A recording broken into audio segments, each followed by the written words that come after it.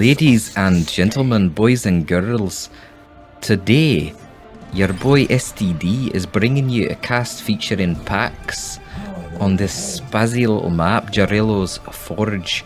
You've got some heretics here for packs, but most importantly, the Chaos Sorcerer. Take a look at that fine wee beauty. Singery, as my man Maestro used to call him. But who's Pax gonna be facing today? You're asking me already. I can hear you through the telly.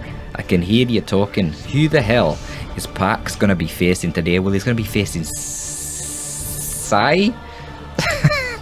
Sai. I can't actually tell you, to be honest with you. I'm not really familiar with how to pronounce that, as much as I am good at pronouncing all kinds of different things. I can't really pronounce that because I'm not familiar. But regardless, I can tell you it's Sardauk. So Pax is going to be facing Sardauk here. And Sardauk initially having quite a good engagement there with his wee little Force Commander activating that battle cry, sending that Chaos Sorcerer flying and basically making him pretty redundant. But you know, one of the biggest problems on Jarello's Forge is the accessibility. Okay, I lost it. The accessibility of the garrisons there for the CSM make it all too easy for them to kite that Force Commander and get in the garrison and have a happy time. Did those scouts just upgrade to shotguns? No, they didn't. I'm just seeing things. That would have been terrible if they had and then got forced off by the heretics prior to using it, but in fact, they did not. Thanks to the little bit of chip that the Sorcerer contributed and the CSM got prior to taking the garrison.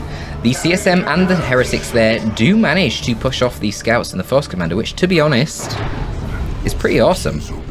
You wouldn't expect that. Remember, the heretics, by default, are the cheapest unit in the game.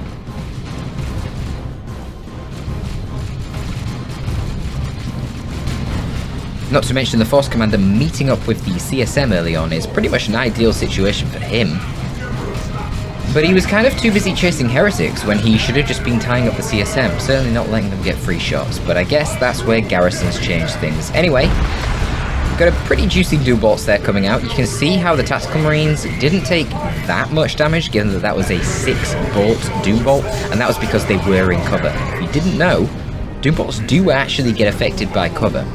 So if you feel like, oh man, I really don't want to retreat right now, but I don't want to risk trying to dodge it and potentially eating one fully, just stay in the cover and tank it to the face, you know, Force Commander style. But yeah, they did tank that Doom Bolt. They were eventually forced off, and you can see that they need a good bit of healing right now. Where are the scouts? The scouts are down at the bottom of the map, so there's no shotgun support here, and in fact we see double Aspiring Champion Heretics attacking the Tactical Marines from both sides there. A lot of damage coming out with the Doom Blast. Quite unlucky. Goes for another Doom Blast. You can see that one of the Heretic models was really far forward there. Perhaps if they're Doom Blasted, that would have been sufficient to kill the Tactical Space Marine, but instead it was one of the models closer to the back, and so that Doom Blast didn't actually do any damage. But the Force Commander's now potentially in danger. The other Heretic squad not going for the kill. Don't know if they'd have got it. It would have been very close. Honestly, probably would have been worth attempting, I would say. Nonetheless, scouts were busy down bottom. The strategy to go for the double tax is certainly proving problematic right now because the heretics come out so much quicker, being only 200 requisition, and of course it means that you can drop down your generators with those heretics because they're so cheap on the power. And so with all that generator power, we're seeing double AC ticks very early on, and the Vestments of the Warp, and the Sword of the Flame. So a lot of power investment coming out here for packs, but no fourth unit.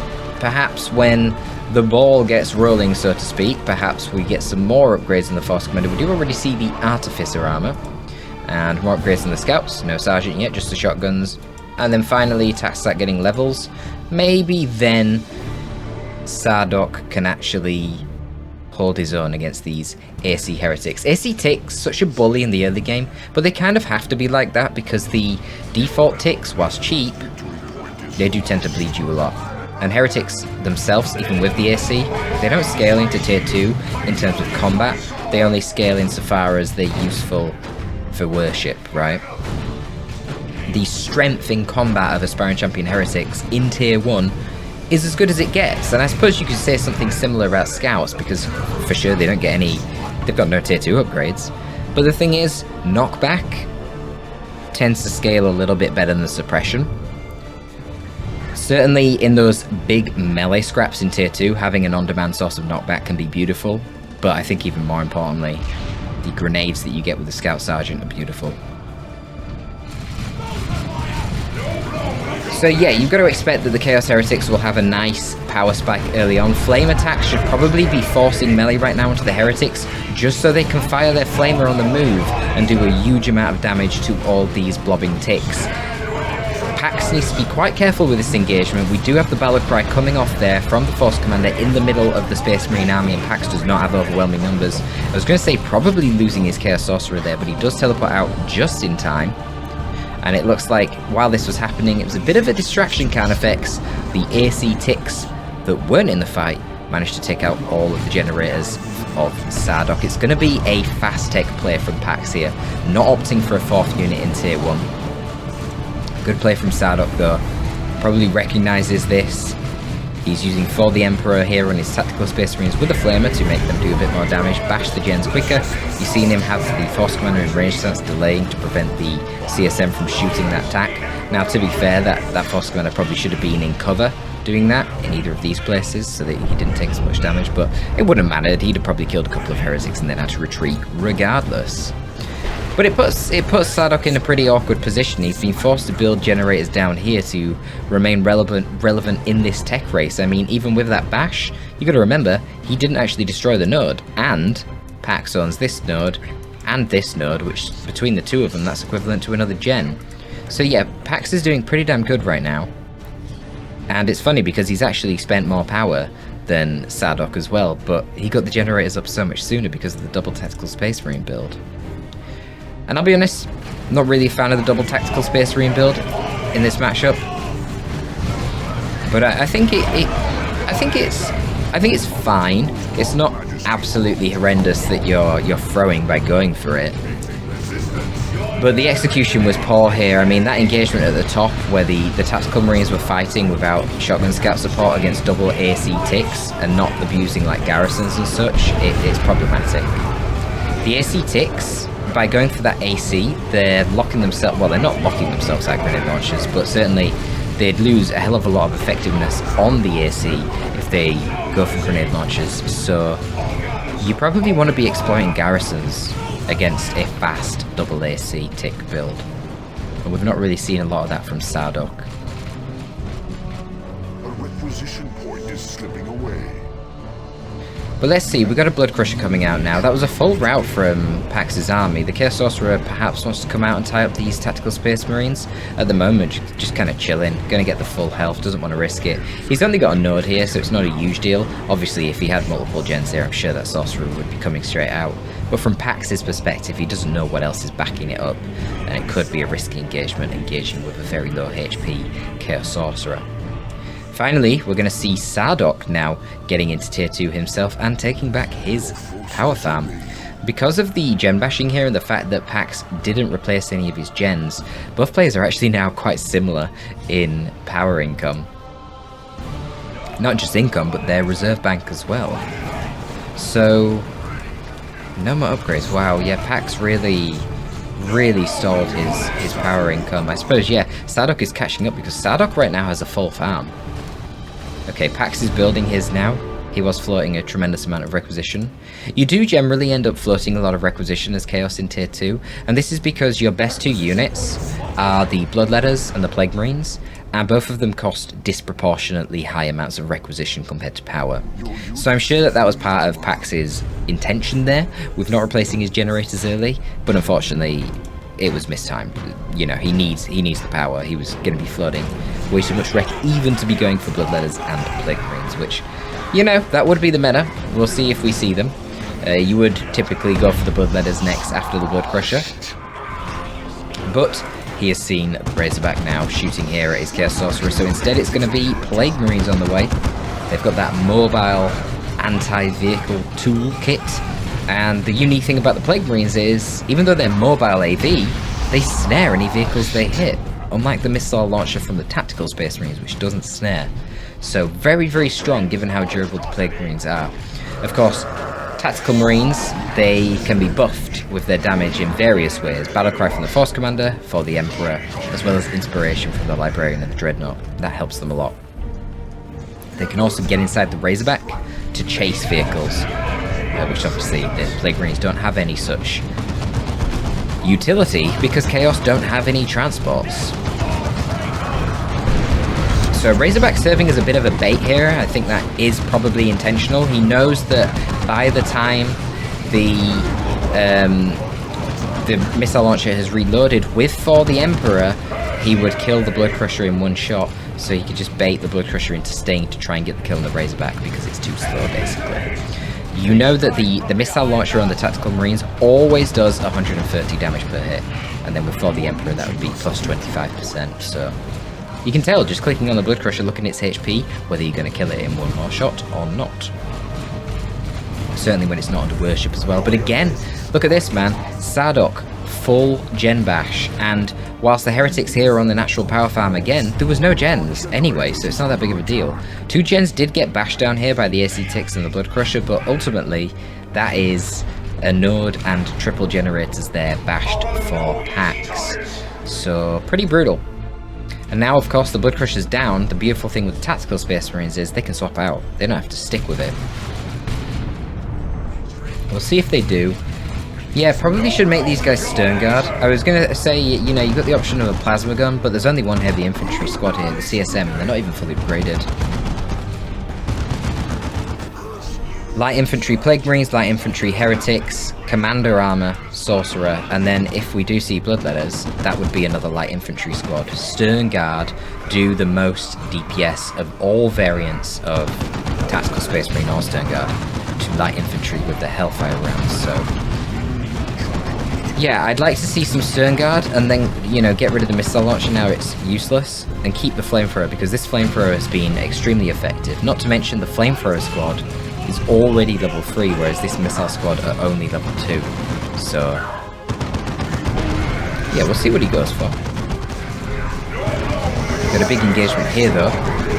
Got that demonic summoning. I always forget the name of this one from the Chaos Sorcerer. It's kind of an engagement winning global though, because not only do you spawn in the Bloodletters, but when you're in proximity of this summoning circle, you can reinforce your units infinitely. Obviously, it does cost requisition, but yeah, you know, you don't want to be taking a fight against an enemy when they can be constantly reinforcing and have a load of free Bloodletters. Usually that will win any engagement, and it actually pretty good usage there. To push his advantage, gets the snare with the Plague Marines and can take out that Razorback. CSM just running around with 2 models for now, not really finding much use for them, which is a little bit odd, given that the Force Commander's been a bit of a bully right now. Very greedy play here from Pax. Just gets the power node, but loses a CSM model for it. I mean, it's frustrating because it was so low, and technically that is 125 power for 66, so probably is worth it. Then again, you could have just come back and killed it after, I guess. I don't know. Maybe it is worth it. Because probably not going to get the opportunity, to be fair, with these TAC Marines. Look at these Tactical Marines, though. Constantly hunting down the power. But you can see, in spite of the fact that Pax has not really had a very large power income for a while, he actually has a nice power reserve. And it's because Plague Marines and Bloodletters, compared to all the upgrades that the Space Marines have been getting, Sergeants for 20 power, and Missile Launcher for 40 power, and 50 power for the Power Fist, the expenditure for the Chaos player has just been very low in power. Here we go, finally using a bit of that garrison. The Flamethrower is going to be brutal against those bunched up heretics. Lots of nice XP. And I think really this game is going to come down to the XP. I worry for the Chaos player because in spite of his economic efficiency and his high level of power reserves, his units just don't scale very well. Don't get me wrong, Bloodletters are fantastic, but there's just a lot for Bloodletters to deal with. I do find the Plasma Devastator choice weird. Don't really get it. I mean, I'm looking at the VPs. Sardauk is behind a little bit on VPs. He can use it to counter garrisons as well, that's for sure. I doubt that was the reason for it, though. Wow, for the Emperor as well? That seems a bit ambitious. Plague Marines are tough. Like, it should be 3 shots to kill them, I think, even in the garrison. Let's see. He misses. Of course he does. course he does. Oh, this should be good though. A nice... Oh, they're not firing. What are they doing? Oh, they're capping now. Oh, well, that was a waste of for the Emperor. Oh, well.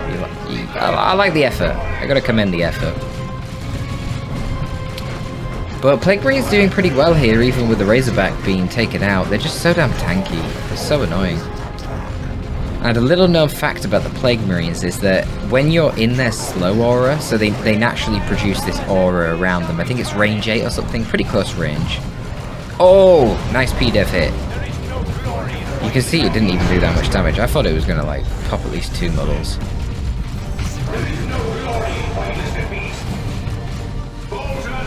Interesting. Anyway, what was I saying, man? The slow aura of the Plague Marines. So you have reduced movement speed when you're near the Plague Marines. We all know that, right? But did you know that when you're in that aura with reduced movement speed, you cannot proc your melee charge? So this is relevant when you have something like a las cannon or Plague Marines that are going to be shooting at a vehicle and the enemy wants to send a force commander to tie them up. You just want to be punching your Plague Marines. He wants to punch the AV vehicle, the AV unit to protect his vehicle. But if the Plague Marines are stood in front, you'll buy yourself quite a lot of time because you will prevent the force commander from being able to proc his melee charge. Just something to know. But yeah, Bloodletter's committing way too deep right now, fighting against triple Tactical Marines, and they've got some juicy levels on them. Level 3, level 4, level 3 Scout Squad. Of course, this Tactical Marine is only halfway towards level 2 because it's just been called in via a drop pod. We're actually going to see a late game Havoc. I do like this purchase. You know, the Force Commander is quite clearly causing a lot of issues right now, and he didn't opt for a teleporter pack. He opted for the Sacred Standard. Doing that basically legitimizes the Havoc purchase, but it does need some support because, of course, yeah, scouts can just do that. Walk relatively close by, chuck a grenade over, pop, your setup team is now unset up and the Force Commander can now run in and kill you. But yeah, Pax is just losing because his units aren't scaling. He didn't upgrade his CSM at any point with a Mark and an Aspiring Champion, which I find very odd. Certainly now, like, don't get me wrong, that's not a high priority upgrade. I do think Bloodletter's Plague Marines is generally a better choice. But at this point, you're fighting a Force Commander who's very tanky. You need as much range DPS as possible to get rid of this fool. You're fighting triple heavy infantry, very tanky Tactical Space Marines, and even P-Devs, which are also heavy infantry.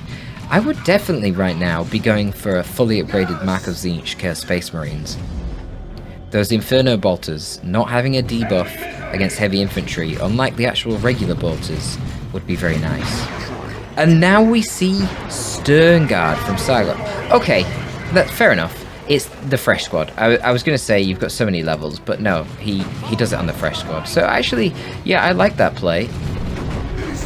He is a little bit lacking right now in power. I wonder, you know, we've still got the missile launcher, so something like a Chaos Dreadnought wouldn't be that oppressive. We've got PDES for soft AV, Power Fist, missile launcher, and now Sternguard too. Yeah, I think just compositionally, Sardauk's comp right now, it just seems really strong to me. Whoa, accidentally moving the mouse there.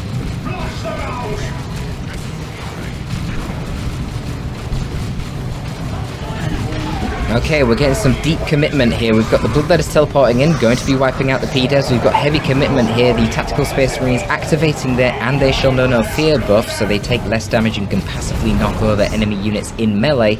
But a good counter there by Pax, dropping down the Demonic Summoning, so he has that extra reinforcing and just the extra power melee DPS of all these Bloodletters. And he just brute forces his way through, which is kind of relevant because if we check out the VPs right now, the VPs are getting lower and lower, and honestly, they're pretty tight too. So just keeping the pressure on, going for that VP bleed is going to be very useful right now. But you can see how the durability here of the Space Marines is just problematic. Right there, the Bloodletters proc some beautiful specials, knocking over the Sternguard, but they couldn't even stay to chop up the Sternguard with their power melee Hellblades because they had to fear the bleed from the double Tactical Space Marines level 4 that were pouring in DPS against them. Check out the top, we've got the Scouts capping once again, infiltration being used, so Zev wouldn't have seen them until they got the decap. I don't know if I just said it, Pax is Zev. The Zavago, Pax, same fella. Since I just subconsciously called him Zev. Try to stick with Pax, however. Oh, beautiful special attack! For God's sake. I swear the Chaos Sorcerer always special attacks at the best times. A nice consume there, so now he has the energy to teleport after that model. Can he kill it with the damage over time from the coruscating flame? I mean, it doesn't look like it's active. 19 HP. Oh my god, that's so unlucky. Honestly, probably worth teleporting into the base there. Oh, jeez. That was a level 4 Tactical Marine Squad. That was very relevant. P-Devs were repurchased again. Very weird from Sardauk. I don't like it. I don't like these P-Devs. I don't think they've done that much. I think he's getting them just to deny the VP, but I don't like it. They do cost power as well in the Elite Mod, so it's not only a requisition sink, but it's delaying power. I feel like if he had a Dreadnought right now, even like an Assault Cannon Dreadnought, it'd just be GG. The sheer level of bleed that Pax would suffer would be insane. And, you know, what are you going to do? Without the suppression Havocs, the Force Commander is just going to be running rampant. Could be tying up Plague Marines all day, and between triple Marines and an AC Dread, even the Plague Marines aren't going to be durable enough to survive that much firepower. So I'd probably be going for the AC Dread. P-Dev might come in helpful here though. Obviously he's got line of sight here on the Havoc, but going to be countered again by one of those Bloodletter summons. Damage over time here from the Stern Guard, doing a lot of damage to the Plague Marines, but that regen on the Plague Marines, man, check it out. Countering a lot of that damage over time, but the summoning doing its job. Forces off the blob of Marines once again. However, it is a 2-1 cap. The scouts are going to be running north. A bit of a weird play given that there is nothing attempting to cap north, yet there is Havocs right here in the middle. I think perhaps Sardauk thought there was the rest of the Chaos Army in the middle, so the scouts wouldn't have been able to do anything, but they could definitely have delayed this cap by quite some time, which is pretty important given that Pax currently only has 46 VPs. This is very much going to be coming into a VP game. Force Commander went down at some point. Was that just then? I didn't even notice. Kind of a not so bad position for him to go down as far as Sardauk is concerned. He's going to be buffing up everything nearby. Oh, not anymore. I was going to say everything in this area will end up getting about a 50% damage boost, which is kind of mental. But repurchases him anyway, wants his melee prowess, I suppose. I don't really know what these scouts are doing. I guess they're just literally scouting right now. Infiltrated, just getting line of sight. So, gonna detect the Havoc. Really could do with those scouts moving in and grenading it. I don't know what Sardauk is doing right now. Waiting for the P-Devs maybe? Where are the P-Devs? Oh, the P-Devs are setting up here, so they're going to deal with the Havoc. This could be a pretty juicy shot. We've got them buffed by For the Emperor and Sacred Standard and Battlecry.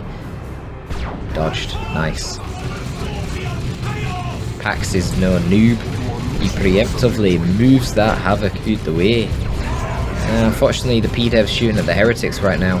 Not really what he wants to be shooting at. Of course, Sardauk doesn't know exactly where the Havocs were positioned due to the Tzeentch worship there, which is nice to see. You don't see it too often. And once again, the Bloodletter's jumping in.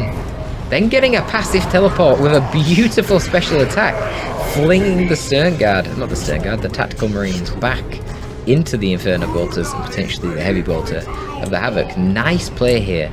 I like the Tzeentch worship. What's going up top? You've got Plague Marines. Unfortunately, not able to do enough DPS right now to these scouts. Level 4 scouts. Pretty chunky scouts. I mean, yeah, chunky as far as scouts go. I mean, it's like saying chunky hamsters or something. You know, they're not lords of chonk, but they're chunky compared to their normal kin. Bloodletter's here putting in tremendous amounts of work. And then the beautiful thing is the Bloodletters can just get the cap while they get healed by the Heretics. Very nice. So they forced off basically like 3 squads. P-Devs, tax. Not bad at all. Heretics need to be very careful right now though. Oh, another summoning. Wow, this is all he's using, and I don't blame him. He has no real reason to be using anything else. This, you know, against Orcs and Tyranids, IG, you might see Dark Flames used quite a bit because they've got higher model squads. That AoE damage can be pretty brutal. But against Space Marines, especially now they've got all these levels, there's no chance. And I didn't even realise Pax somehow manages to save up the resources for a Khorne Dreadnought. And honestly, this is going to be Pax's game. He's got a 2-to-1 cap. He is going to lose the bottom. Will he lose the top? There's not enough VPs. There is not enough VPs. You need 7 VPs by the time you start the decapture, if you want to stay in the game. And that's when it's only a 2-to-1 cap, not when it's a 2-to-0 cap. So not enough time there for Sardauk. And even if he had more time, I don't think it mattered. I think with the Khorne Dreadnought coming out, he would have been fine. Too many losses there for Sardauk in the end game. Again, P-Devs went down. Was that 2 P-Dev squads, or was that 3 P-Dev squads that went down this game? Force Commander going down as well. I think, without a shadow of a doubt, the P-Devs were the reason Sardauk lost this game. Just think about it. Not accounting for bleed, he spent... I'm assuming this was 3 P-Dev squads. It might have just been 2, I'm not sure. But at the very least, even if it's 2, it's over 800 requisition and 30 power. I mean, that is such a gigantic resource sink that could have gone into getting that Assault Cannon Dreadnought, bleeding the Chaos player, so he didn't have the requisition to field the Chaos Dreadnought. And, you know, it's not even about fielding the Chaos Dreadnought. If you put more relevant pressure onto the battlefield earlier, you may have knocked off an extra 33 VPs, one would very much think anyway. So yeah, there you go folks, that is all for this one. Tell me what you thought about the match, tell me what you thought about the wee little Scottish impression at the start. And if you want more of this kind of thing, you can get it on Patreon. 23 episodes on there for just $5. Check it out, boys. SCD signing out.